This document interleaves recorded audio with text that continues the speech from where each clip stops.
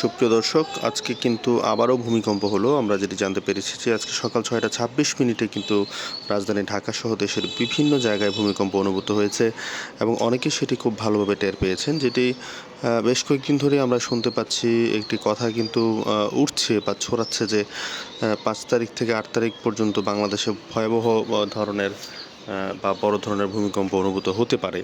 তো এটি কি সেটিরই পূর্বাভাস কিনা সেটি আমরা আসলে বুঝতে পারছি না। কারণ এর আগেও আমরা দেখেছি যে বেশ কয়েকদিন আগে কিন্তু ভূমিকম্প হয়েছিল। সেই ভূমিকম্পে কিন্তু আসলে সারা দেশ কেঁপে উঠেছিল এবং আমরা দেখেছি যে সারা দেশে অন্তত ৬ জন নিহত হওয়ার খবর পাওয়া গেছে এবং পুরান ঢাকায় কিন্তু একটি ভবন ধসে পড়েছিল। নরসিংদীতে ভবনে ফাটল হয়েছিল, জমিতে ফাটল হয়েছিল।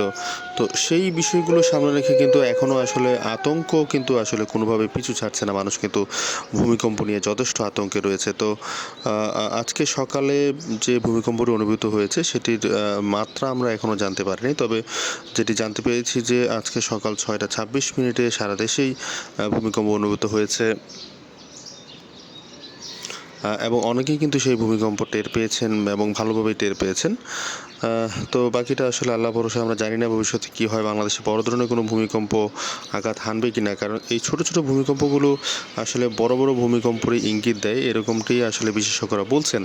তো আমরা আসলে জানি না যে আসলে বাংলাদেশের জন্য কী অপেক্ষা করছে, ভবিষ্যতে বড় ধরনের ভূমিকম্প হওয়ার কোনো সম্ভাবনা আছে কিনা। তবে আমরা চাইবো আল্লাহ পাক যেন আমাদের সবাইকে হেফাজতে রাখেন, সুস্থ রাখেন, ভালো রাখেন। আপনারাও দোয়া করবেন যেন আল্লাহ আমাদেরকে ভালো রাখেন।